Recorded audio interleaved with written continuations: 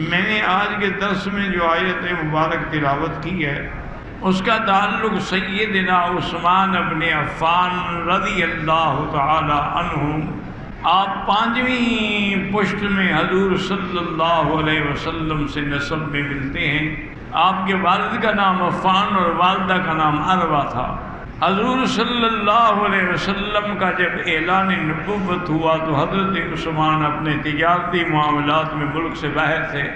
وہ فرماتی ہیں کہ میں نے خواب دیکھا کہ خواب میں مجھے یہ آدمی کوئی کہتا ہے کہ یا عثمان جاء النبی بالبرہان، کہ اے عثمان اللہ کے نبی آ گئے ہیں دلائل و برہان کے ساتھ۔ وہ کہتے ہیں میں حیران ہوا کہ اس خواب کا کیا مطلب۔ میں جب واپس آیا مکہ مکرمہ میں، سیدنا ابی بکر صدیق رضی اللہ تعالی عنہ سے میری ملاقات ہوئی۔ میں نے انہیں اپنا خواب سنایا، انہوں نے مجھے دعوت اسلام دی۔ آپ فرماتے ہیں کہ ابھی ہم باتیں کر رہے تھے کہ حضور صلی اللہ علیہ وسلم تشریف لے آئے۔ انہوں نے بھی مجھے دعوت اسلام دی۔ میں نے فوراً اسلام قبول کیا اور حضور کے ہاتھوں پہ بیعت کر کے کلمہ پڑھ لیا، اور اللہ تعالیٰ نے مجھے سابقون الاولون میں داخل ہونے کا موقع عطا فرمایا۔ جیسے کہ مکے والے کفار مشرکین صحابہ پہ ظلم کرتے تھے، اسی طرح حضرت عثمان پر بھی بڑے ظلم ہوئے۔ آپ کے چچا تھے حکم ابن العاص، وہ آپ کو کبھی دھوپ میں پھینک دیتے، کبھی آپ کو چٹائی میں لپیٹ کے دھواں دیتے تھے، آپ کا سانس بند ہو جاتا۔ لیکن حضرت عثمان رضی اللہ تعالیٰ عنہ دین پہ ثابت قدم رہے۔ حضور صلی اللہ علیہ وسلم کی 2 بیٹیوں کو عتیبہ نے طلاق دے دی تھی، رقیہ اور ام کلثوم کو۔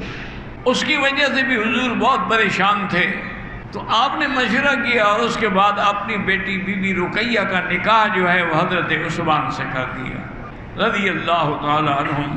سیدنا عثمان رضی اللہ تعالی عنہ اس مشکل دور میں گزر رہے تھے کہ حضور نے حکم فرمایا کہ حبشے کی طرف ہجرت کر لو۔ وہاں کا بادشاہ کافر تو ہے لیکن عادل ہے، منصف مزاج ہے، کسی پہ ناجائز ظلم نہیں کرتا۔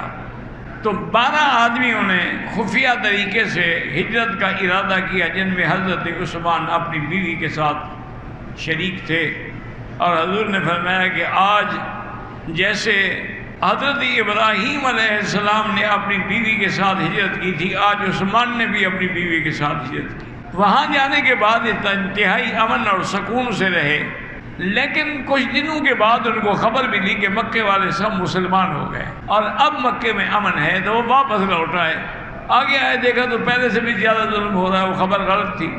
پھر کچھ عرصہ رہنے کے بعد حضرت عثمان رضی اللہ تعالی عنہ اور دیگر صحابہ تقریباً 100 آدمی کا قافلہ خفیہ طریقے سے آہستہ آہستہ مکے سے نکل کے ہجرت کر کے حبشہ پہنچ گیا۔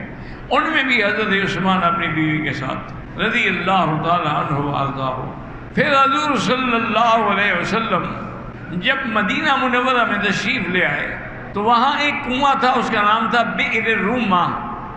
وہ ایک یہودی کا کنواں تھا اور اس کا پانی بہت میٹھا اور بہت اچھا اور ٹھنڈا پانی تھا، لیکن وہ بدبخت پینے کے لیے بھی پیسے لیتا تھا، ڈول بھاگ لو پیسے لے لو۔ ایک دن حضور صلی اللہ علیہ وسلم نے فرمایا کہ کوئی بندہ ہے جو اس کنویں کو جا کے خرید کرے اور مسلمانوں کے لیے وقف کر دے تو اس کی جنت کی میں بشارت دیتا ہوں۔ حضرت عثمان رضی اللہ تعالی عنہ گئے اور یہودی سے بات کی۔ 20,000 درہم میں اس زمانے میں آپ نے وہ کنواں خریدا اور اس کی تحریر لا کے حضور کی خدمت میں رکھی کہ یا رسول اللہ میں نے وقف کر دیا مسلمانوں پر۔ فبشرہ بالجنہ، حضور نے جنت کی بشارت دی۔ اسی لیے پھر اس کے بعد اس بئر روما کا نام بئر عثمان بھی ہو گیا۔ کچھ عرصے کے بعد مسجد میں تنگی ہوئی، توسیع کے لیے حضور نے فرمایا کہ کوئی آدمی اگر زمین کا کچھ ٹکڑا خرید کر کے مسجد نبوی کی توسیع کے لیے دے دے تو میں اس کی جنت کی بشارت دیتا ہوں۔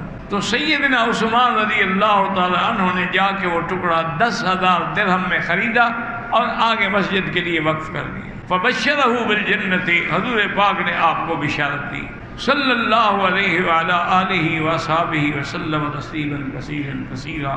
اسی طرح سیدنا علی رضی اللہ تعالی عنہ نے جب بی بی فاطمہ سے نکاح کا پیغام بھیجا فقبلہ رسول اللہ صلی اللہ، حضور نے قبول فرما لیا۔ فرمایا حل اللہ کا شیء، تمہارے پاس کوئی مال بھی ہے کل مہر دینے کے لیے؟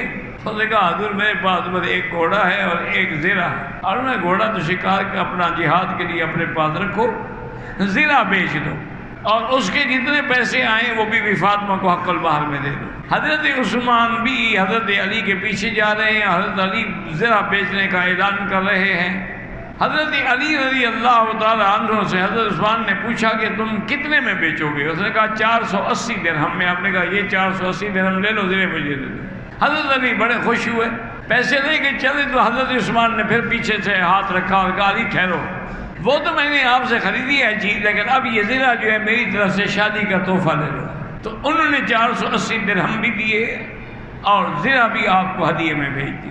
تو یہ شرف بھی حضرت عثمان رضی اللہ تعالیٰ عنہ کو ملا کہ بی بی فاطمہ کے حق المہر کی ادائیگی حضرت عثمان نے کی رضی اللہ عنہ وارضاہ۔ ایک دن حضرت عثمان رضی اللہ عنہ تشریف لائے سیدہ عائشہ صدیقہ رضی اللہ تعالیٰ عنہ کے دروازے پہ، اور حال احوال پوچھا کہ کیا حال ہے اہل بیت رسول اللہ کا۔ تو بی بی عائشہ نے فرمایا عثمان کیا پوچھتے ہو، 4 دن سے متواتر حضور فاقے سے ہیں اور ہم سب فاقہ سے ہیں، گھر میں کچھ بھی نہیں۔ فبکا عثمان رضی اللہ عنہ، حضرت عثمان رونے لگ گئے، اپنے گھر گئے، غلام کو بلایا اور آٹے کی اور گندم کی اور جو کی بوریاں اٹھائیں، ایک بکرا جو ہے وہ اس کو بھونا اور 300 درہم ایک تھیلی میں ڈال کے حضرت عائشہ کے دروازے پہ آئے اور کہا کہ یہ لے لو، آپ بھی کھائیں اور حضور کو بھی کھلائیں۔ حضرت عثمان چلے گئے، حضور جب آئے دیکھا کہ خوشبو آ رہی ہے گوشت کی اور کھانے کی، فرمایا رسبتم من بعدی شیئا، کوئی چیز پہنچی آپ کو؟ انہوں نے کہا حضور یہ بنی ہوئی بکری ہے۔ میں کس نے دیا؟ انہوں نے کہا یہ دانے بھی ہیں، آٹا بھی ہے، گندم بھی ہے، کھجور بھی ہے، یہ حضرت عثمان دے کر گئے اور 300 درہم بھی۔ بی بی عائشہ فرماتی ہیں کہ میں نے کھانا رکھا لیکن حضور نے کھانا نہیں کھایا، فوراً مسجد میں تشریف لے گئے۔ مسجد میں جانے کے بعد آپ نے 2 رکعت نماز پڑھی۔ 2 رکعت نماز پڑھنے کے بعد فرفع یدیہ، حضور نے ہاتھ اٹھائے دعا کے لیے، تو دعا میں ہاتھ اٹھانا بھی ثابت ہے۔ اور اس کے بعد دعا کی کہ اللہم انی رضیت عن عثمان فرض عنہ، یا اللہ میں عثمان سے راضی ہو گیا، آپ بھی راضی ہو جائیں۔ اس کے بعد گھر تشریف لائے اور کھانا تناول فرمایا۔ تو یہ خدمت کا موقع بھی حضرت عثمان کو ملا۔